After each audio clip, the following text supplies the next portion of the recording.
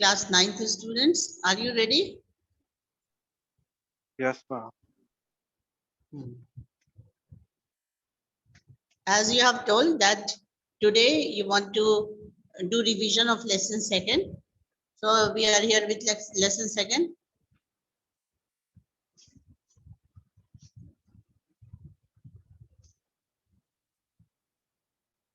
Name the major physical divisions of India.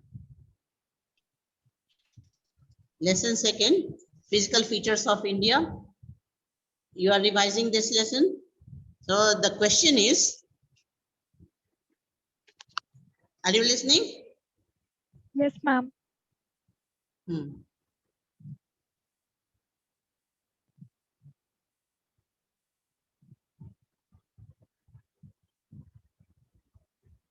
Name the major physiographic divisions of India. One of you answer. Sanvi? Yes, ma'am. The Himalayan mountains, northern plains, peninsular Yes. plateau, Indian desert, Yes. coastal plains, and islands. Have you learned this? Yes, ma'am. हाँ, याद है ना? बिना देखे लिख सकते हो? Yes, ma'am. क्षितिज, बिना देखे बोलिए तो. What are the major physiographic divisions of India?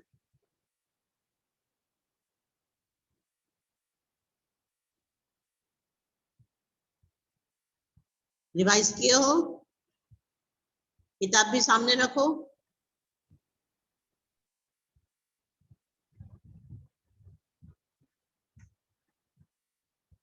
Okay, Sameer, Saanvi. Saanvi तो इन्होंने तो बोल दिया. शरण्य, रिपीट करो आंसर को. What are the major physiographic divisions of India?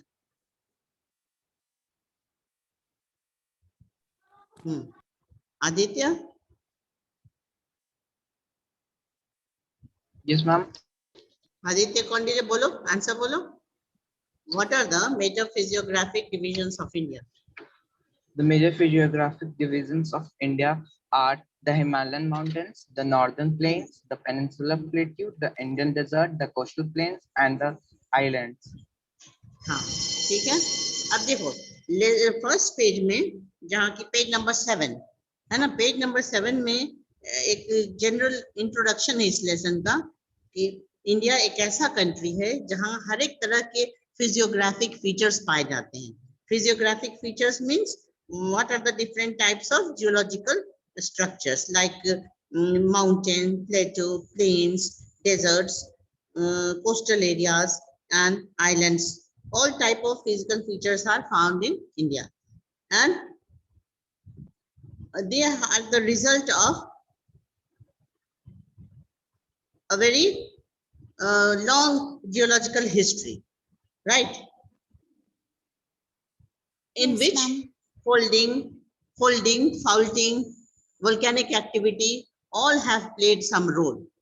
Folding means? Repeat the question, please. हाँ, जैसे कि आपका हिमालयन माउंटेन जहां बना है ना, वहां पहले क्या था? बताओ, कौन सा शैलो सी हुआ करता था? Tethys. टेथिस. टेथिस का स्पेलिंग है TETHYS. टेथिस. हाँ, तो टेथिस सी जो था ना, वो एक नैरो गैप था. वो गैप कैसे बना था?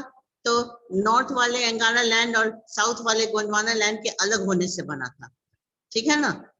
जैसे सबसे शुरुआत में जियोलॉजिकल हिस्ट्री में अगर एकदम बिगनिंग में देखा जाए, जब ओशन और कॉन्टिनेंट्स का फॉर्मेशन हो रहा था, तो एक सिंगल लैंड मास था. उस सिंगल लैंड मास को क्या कहते हैं? बोलो. Ma'am Pangaea. हाँ, पैंजिया का स्पेलिंग भी बता दो.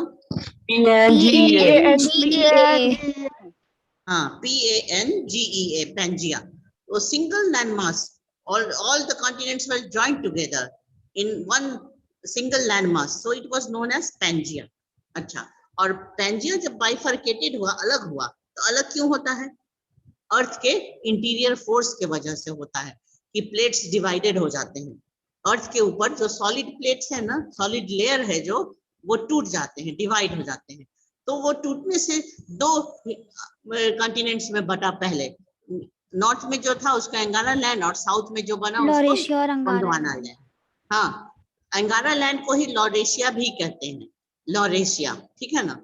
तो अब गोंडवाना लैंड जब फर्दर और टुकड़ों में बटा ना, और भी उसके फ्रैगमेंट्स हुए इंटीरियर फोर्स ऑफ द अर्थ की वजह से, तो उसी से बना अफ्रीका, साउथ अमेरिका, इंडिया का पेनिनसुलर पार्ट जो है वो, ऑस्ट्रेलिया, ये सब उसी गोंडवाना लैंड के ही हिस्से हैं। So all the Antarctica. southern continents are formed by the fragmentation of the Gondwana land. ठीक है ना। और नॉर्थ में जो लैंड था जिसको अंगारा लैंड कहते हैं, उससे क्या बना? उससे नॉर्थ अमेरिका, एशिया, यूरेशिया। हाँ, और एशिया यूरोप ना एक ही प्लेट में है। अंदर से इंटीरियर यूरेशियन स्ट्रक्चर प्लेट। से देखा जाए तो एशिया और यूरोप एक ही प्लेट में है, इसलिए उस प्लेट को यूरेशियन प्लेट कहते हैं। Eurasian plate. Eurasian plate. हाँ, क्योंकि ऊपर से हम लोग भले ही पॉलिटिकली उसको बांटते हैं, दो कॉन्टिनेंट्स में देखते हैं, लेकिन इंटरनली या जियोलॉजिकल स्ट्रक्चर के हिसाब से देखा जाए तो वो सिंगल प्लेट है, इसलिए उसको यूरेशिया कहते हैं। ठीक है। तो नॉर्थ में आपको कुछ नॉर्दर्न आइलैंड्स हो गए, जैसे ग्रीनलैंड, ये सब हैं। फिर से ये नॉर्थ अमेरिका, यूरेशिया, ये मेन पोर्शन हो गए, ठीक है ना। तो अब जो है ना, ये लॉरेशिया मतलब अंगारा लैंड और गोंडवाना लैंड के बीच में जो नैरो गैप हुआ ना, उसको टेथिस सी कहते हैं। तो ये जो टेथिस है ना, वो टेथिस सिर्फ यहीं तक नहीं फैला हुआ है, ये हिमालय वाले रीजन में ही नहीं है। तुम इधर वेस्ट की तरफ मूव करोगे ना, एशिया के मैप में तुम हिमालय से वेस्ट की तरफ देखोगे तो उधर भी ये इस सी का स्प्रेड था। तो इसलिए जैसे हिंदू कुश माउंटेन है, देख रहे हो ना, यहाँ के मैप में देखो, वेस्ट की तरफ जाने वाला माउंटेन जो है हिंदू कुश माउंटेन, सुलेमान माउंटेन, ये सब टेथिस में ही बने हुए माउंटेन, ठीक है ना। तो जहां से जहां तक टेथिस सी का फॉर्मेशन हुआ था, टेथिस सी भर गया, और भरा कैसे? तो रिवर्स आके उसमें सेडिमेंट्स डिपॉजिट करते जाते हैं, उससे भर गया। और भरने के बाद क्या हो गया कि उस एरिया का फोल्डिंग हुआ। फोल्डिंग मतलब वो 3 फोल्ड में मुड़ गया, बकल्ड अप हो गया, ठीक है ना। तो ये 3 फोल्ड में बटने से क्या बना? हिमालय। हिमालय के 3 पैरेलल रेंजेस बने, Himadri, Himachal and Shivalik. Shivalik. Yes ma'am. ठीक है ना। हाँ, तो Yes. ये फोल्डिंग हो गया। अब देखो एक वर्ड है faulting, FAULTING, faulting. Faulting deep और लॉन्ग क्रैक को कहते हैं। Very deep and very long crack on the earth surface is known as फाउल्टिंग।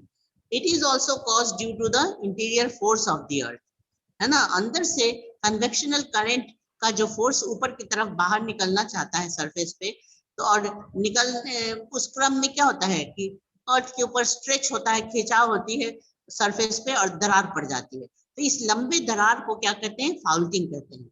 तो फोल्डिंग हो गया मुड़ना, और क्रैक होने को कहते हैं फाउल्टिंग। और जब भी फाउल्टिंग होगा ना, तो एक साइड का लैंड ऊपर नीचे हो जाएगा, है ना, एक धंस जाएगा, एक ऊंचा रह जाएगा, एक तरफ सब्सिडेंस होता है। तो फाउल्टिंग के साथ सब्सिडेंस जो होता है, धसाव जो होता है, उसको रिफ्ट वैली कहते हैं।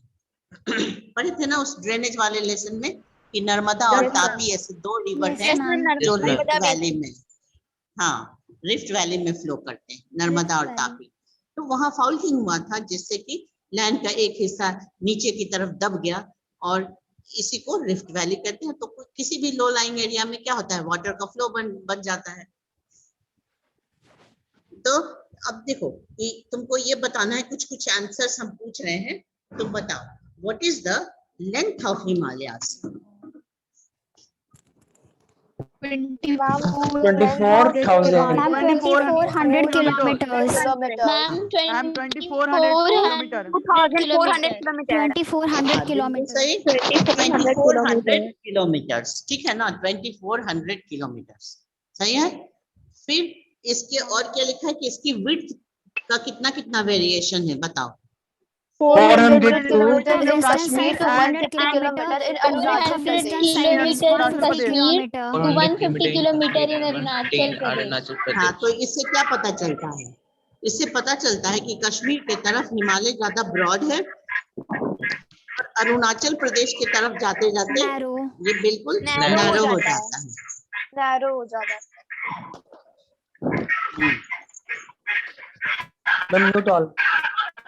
कौन सी आवाज आ रही है? जल्द देखो तो, आदित्य पार्टिसिपेंट्स पे देखना पड़ेगा ना। हाँ, ध्यान देना किसका माइक ऑन है, कहाँ से आवाज आ रही है। तो ये हो गया हिमालय की लेंथ और विड्थ दोनों हो, ठीक है ना। और हिमालय मैम, हाँ, आर्ट फॉर्म क्यों होता है? आर्क फॉर्म जैसे Yes, जैसे ma'am.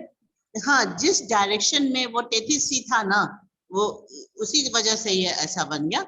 इसी शेप में 33 था, है ना। ईस्ट वेस्ट से ईस्ट की तरफ ऐसे सर्कुलर फॉर्म में था, सेमी सर्कुलर फॉर्म में, जो या आर्क शेप में था, इसलिए, है ना। तो जैसा 33C का शेप था ना, वैसा ही उसमें उसी डायरेक्शन में माउंटेन बना। तो 33C में ना और हिमालय का जो फॉर्मेशन का स्टोरी है वो अभी तुम्हारे सिलेबस में नहीं है, लेकिन फिर भी अपनी जानकारी के लिए हम लोग इतना जाने कि जहां पर दो लैंड मास के बीच में जो नैरो गैप था उसको 33C कहा गया, और 33C के भरने से और उसी के फोल्डिंग होने से हिमालय का फॉर्मेशन हुआ, ठीक है। तो ये कौन से पीरियड में हुआ? जियोलॉजिकली उस पीरियड का नाम है tertiary tertiary period. Period. Tertiary period. Tertiary is a recent period, recent geological period, है ना।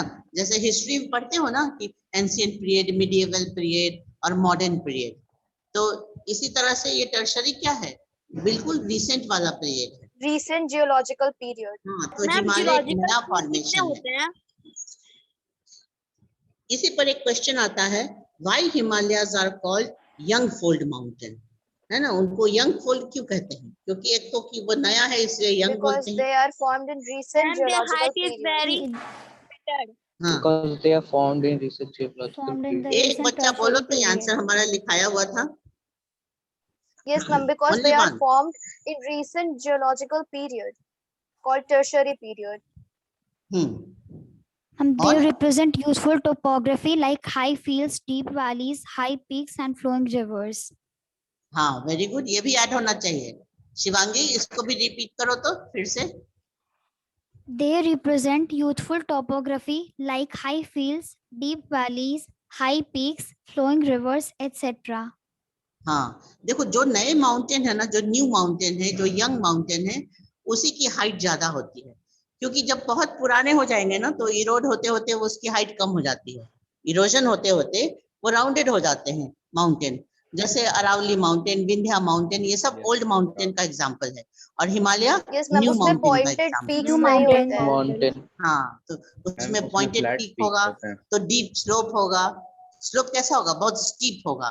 वैली भी बहुत गहरी होगी, है ना, डीप वैली होगी, फास्ट फ्लोइंग Flowing रिवर्स होंगे rivers. उसके ऊपर। तो ये सारे ना एविडेंस है जिसके बेसिस पे कहा जा सकता है कि हिमालय एक नया माउंटेन है। हाँ बोलो। मैम हिमालय में वैलीज होता है। हाँ, कोई कुछ पूछना चाहता है तो पूछ लो अभी। अरे डीप वैलीज मैम पूछ रहा है वो कि हिमालयाज में होता है मैम, वो तो सिर्फ होता है जो यंग फोल्डेड माउंटेन्स होते हैं उसमें। हाँ, जो new फोल्डिंग recent ना, mountain. फोल्डिंग तो ये इस रिसेंट माउंटेन में सब फोल्डिंग ही है। हाँ, मानवेंद्र एक बार फिर से पूछो। मैम हम नहीं पूछ रहे थे। Aditya Hansraj was asking this question. हाँ, आदित्य हंसराज अपने से पूछो फिर से।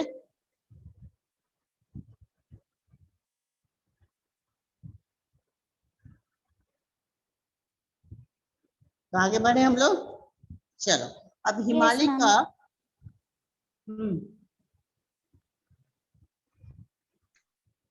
Name the 3 parallel ranges of Himalayas. Himadri, three Himachal parallel and ranges, Shivalik. Himachal and Himachal and Shivalik. Shivalik. Himachal, Himadri and Shivalik range. Himachal and Shivalik. अच्छा, अब क्या करो कि हिमाद्री का डिटेल पढ़ लो कि what are the main features of Himadri. Himadri का डिटेल कैसे लिखेंगे, एक बार पढ़ के तैयार हो जाओ, फिर बिना देखे बोलो। एक बच्चा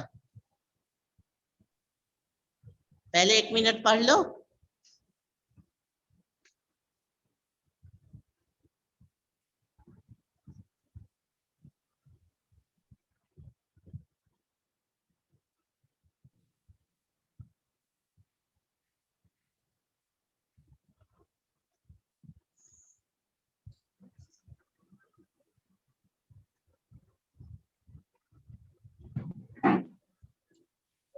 हाँ जारा बोलो। It is the northernmost and the most continuous range with peaks of average height 6,000 meters. It consists of all the prominent Himalayan peaks like Mount Everest, Kanchenjunga, etc. The core of this part is composed of granite. It is perennially snowbound and a number of glaciers descend from this range. चलो आवरण एक बार तुम repeat करो about Himadri.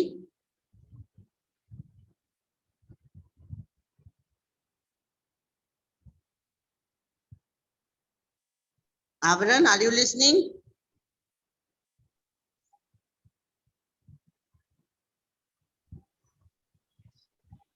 Manvendra? Yes, ma'am. हाँ Yes, बोलो, ma'am. कोई भी बोलो Ma'am, बच्चा। Himadri is located in the northernmost range of Himalayas and also known as Greater and Inner Himalayas. It has an average height of 6,000 meter and the peaks are loftiest.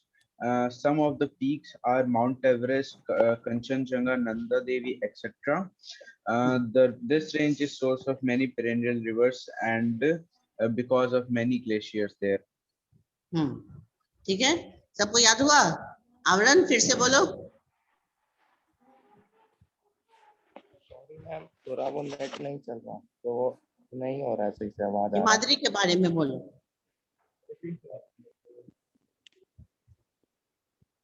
Ma'am net ही नहीं मेरा सही चल रहा, आवाज आपका अजीब आ रहा है। तुम आवरण तुम बोलो ना, तुम्हारी आवाज हम लोग सुन रहे हैं। क्या ma'am? You say about Himadri, Himalaya का जो पहला रेंज है ना हाईएस्ट, उसके बारे में बताओ। The northernmost range is known as the Great or Inner Himalayas or the Himadri. It is the most continuous range consisting of the loftiest peak with an average height of 6,000 meters. It contains all the prominent Himalayan peaks. ठीक है, ठीक है ना। तो height, average height क्या हो गया बताओ?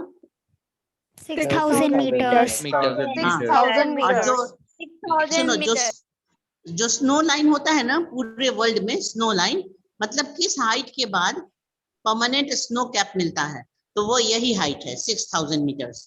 तो ये 6,000 मीटर्स से लेकर के हाईएस्ट पीक कहाँ तक है? 8,848 मीटर्स तक, माउंट एवरेस्ट है ना। तो ये हमेशा बर्फ से ढका रहता है।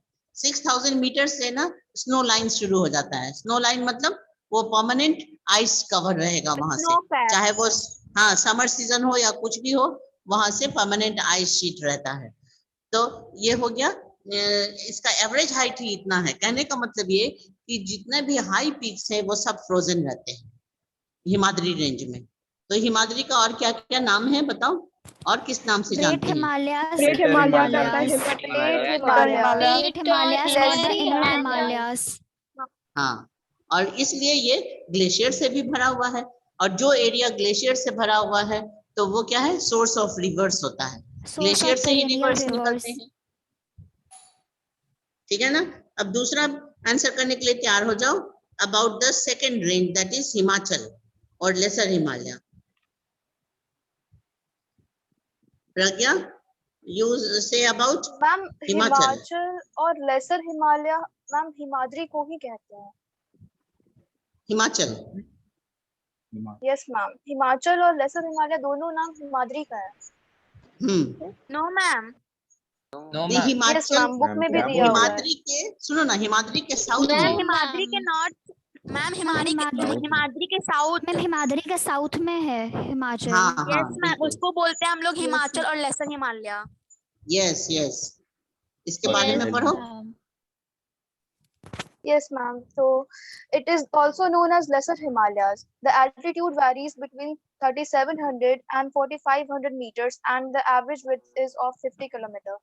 This range consists of the famous valley of Kashmir, the Kangra, and the Kulu Valley in Himachal Pradesh. तो इसमें कुछ प्रोमिनेंट रेंजेस के क्या क्या नाम है बताओ। पीर पंजाल, मैम महाभारत तीर्थांचल, धौलाधर और Punjab, Mahabharat Mahabharat range, range. etc. Dhauladhar and the Mahabharat The range Pir also Panjal prominent forms ones. the हाँ, तो Pir longest and Panjal, important. Mahabharat range, Dhauladhar, etc. Mahabharat range, ये कुछ प्रोमिनेंट रेंजेस है। इसके अलावा और भी हैं, ठीक है ना। तो फेमस Yes. वैली कौन कौन से हैं? तो Kashmir valley, Kangra valley, Kullu Kashmir, valley. Kangra Kulu valley, Valley, Kullu Himachal valley, Pradesh. और फेमस Ma'am, हिल also- स्टेशन कौन कौन से हैं यहाँ पर? Mussoorie, Mussoorie, Nainital, Nainital, Nainital, Nainital Nainital, and Nainital. Ranikhet. etc. बहुत सारे Masuरी, हैं। Nainital and Mussoorie, Ranikhet. हाँ, नैनीताल, दार्जिलिंग, डलहौजी, और भी तुम नाम बोल सकते हो, है ना। इंडिया में बहुत सारे रानीखेत, हिल हाँ। स्टेशन है। धर्मशाला भी एक है हिमाचल प्रदेश में, है ना। तो मसूरी, नैनीताल, रानीखेत, धर्मशाला, दार्जिलिंग, डलहौजी, ये बहुत सारे हिल स्टेशन मिडिल हिमालयस में है, क्योंकि मिडिल हिमालयस परमानेंटली फ्रोजन भी नहीं है और बहुत ही सुंदर है। तो मिडिल पोर्शन में, मतलब हिमाचल वाले रेंज में, बहुत सारे हिल स्टेशंस हैं और ब्यूटीफुल वैलीज भी हैं, ठीक है। अब शिवालिक के बारे में कौन बताएगा?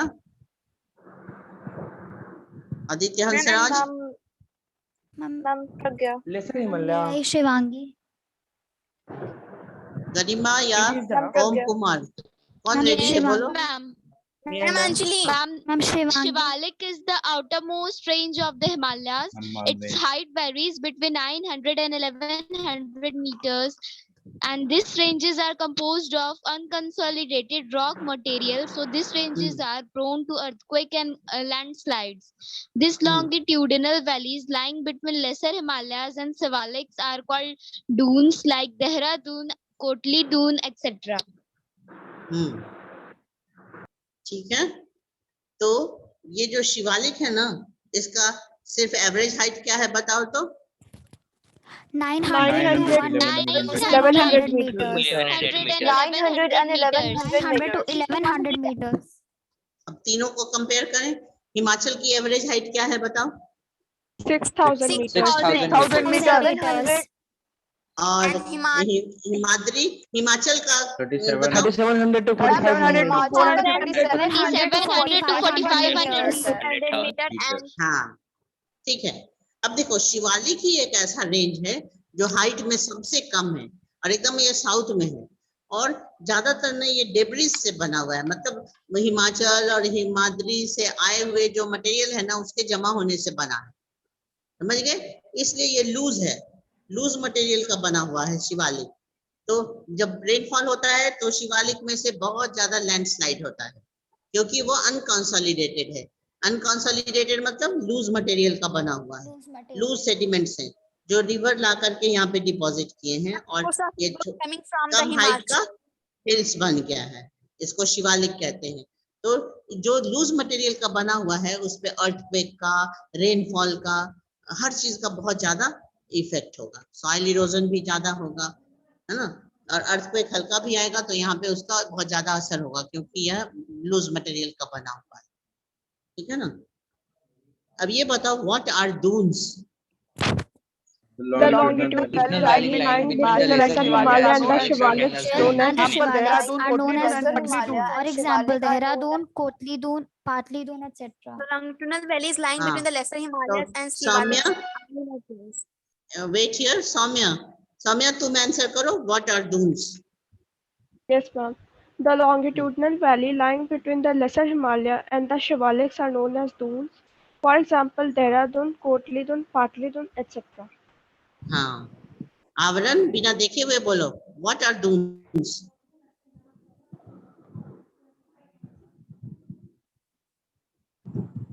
ओम कुमार बोलो।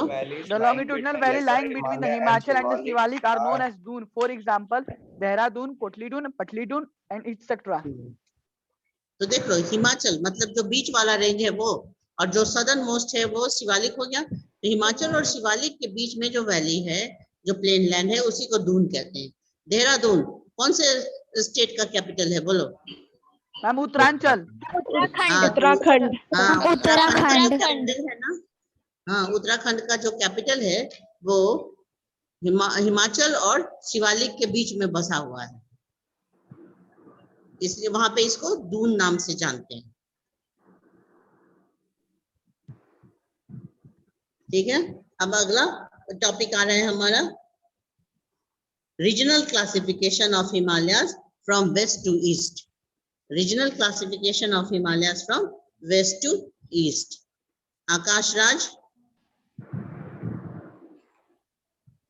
राज इसकी रीडिंग करो।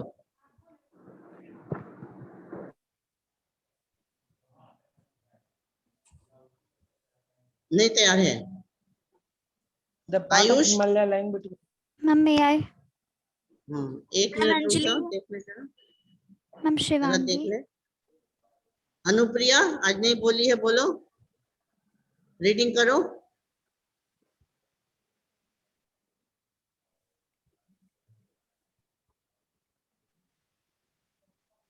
Ayush 9A, page number 11, besides the longitudinal divisions, यहाँ से रीडिंग करो। नहीं तैयार है ये लोग। मैम अंजलि। मैम शिवांगी। हाँ ठीक है, अंजलि बोलो। Anjali.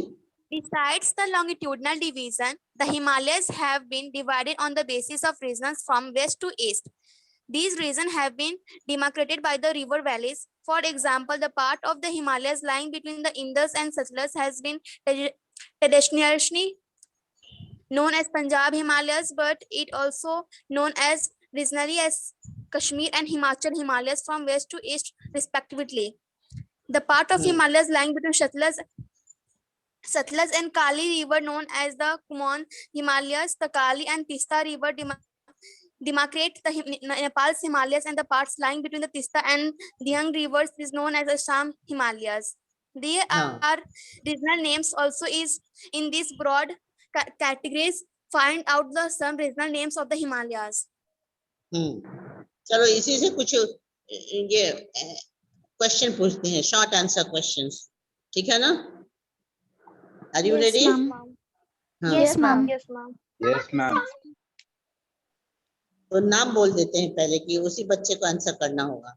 Aryan Chauhan, be ready? Name the 2 rivers which demarcate the Nepal Himalayas.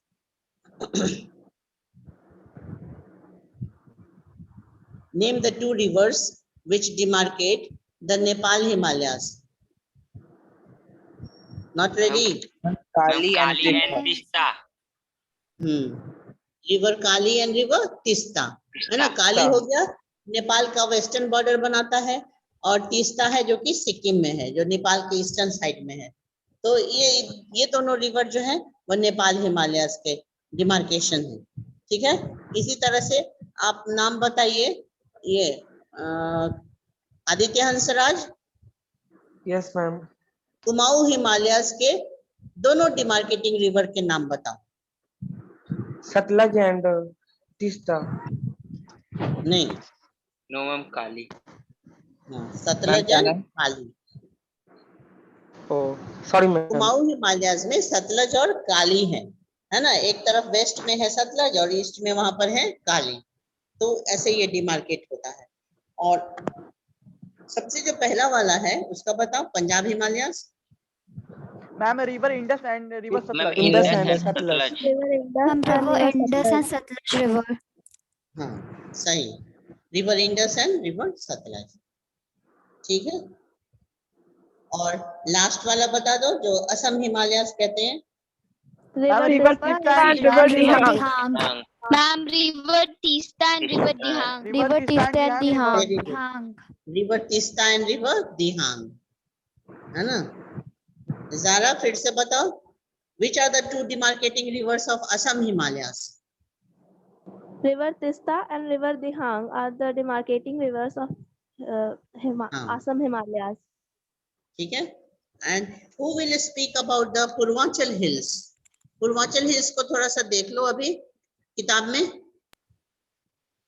Ma'am, I will. हाँ, May I? हाँ, बोलो. मैम हाँ, पूर्वांचल हिल्स पे शॉर्ट नोट भी लिखे थे तुम लोग. कौन बोलना चाहेगा? नाम Yes, बताओ ma'am. पहले नाम बताओ. Pragya. Shivangi. ज़ारा, आयुष, प्रज्ञा, कौन कौन है? रुको एक मिनट. हाँ, सानवी तुम बोलो. Yes, ma'am.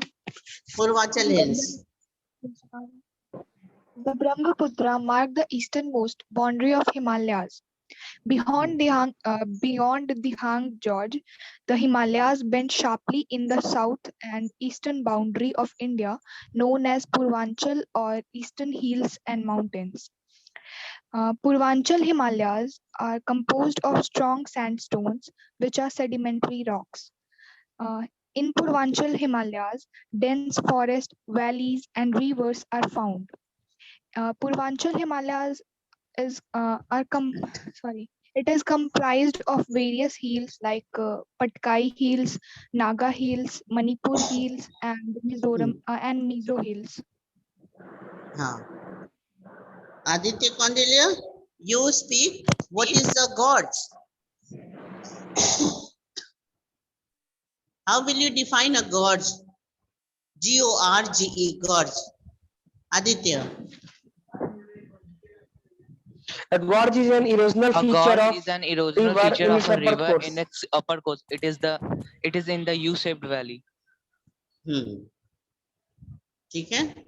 आदित्य ने बोला कि नहीं? Yes, ma'am. हाँ, ठीक है. और शिवांगी रिपीट करो. What is a gorge? A gorge is an erosional feature of river in its upper course. It is in the form of U-shaped valley. ठीक है.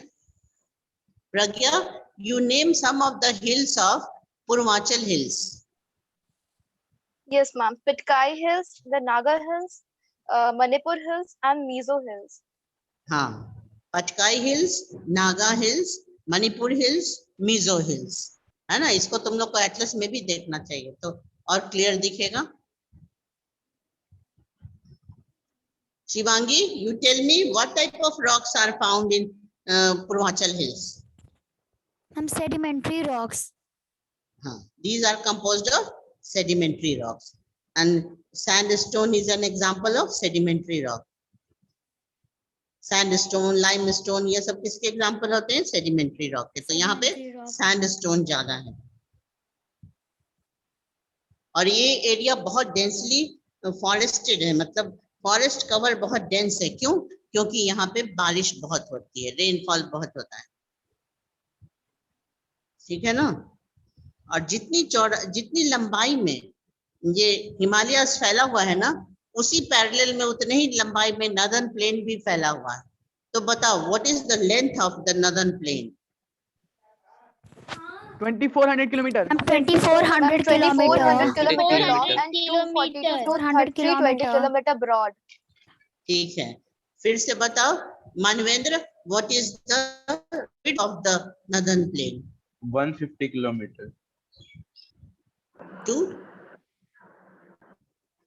240 to 320 kilometer broad. 240 kilometers. 240 to 320 kilometer broad. हाँ, ठीक है. प्रज्ञा तुम बताओ, which are the three major rivers of the northern plain? Three major rivers. Ma'am, Three major rivers. Ganga. Ma'am, river Indus, river Ganga, and river Brahmaputra. Brahmaputra. हाँ, river Indus से start करेंगे क्योंकि सबसे नॉर्थ में river Indus है, फिर गंगा है और फिर ईस्ट की तरफ ब्रह्मपुत्र है. तो ये तीनों मेजर रिवर्स हैं और इसके साथ इसके hundreds and thousands of tributary reverse भी है. ठीक है ना?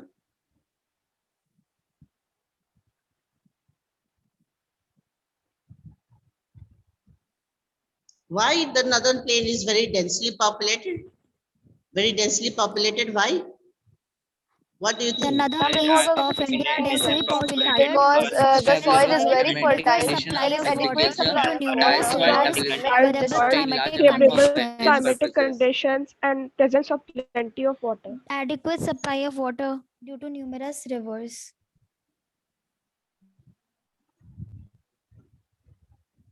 आयुष किधर है? आयुष 9A, तुम बोलो Ayush. You don't want to speak, Ayush?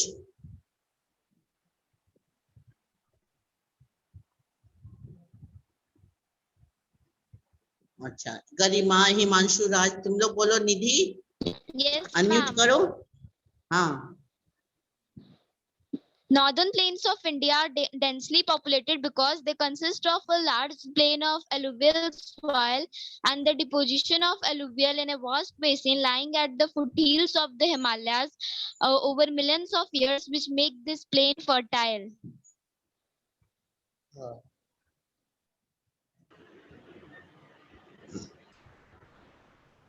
Shivangi, which Yes, is the ma'am. largest riverine island of the world?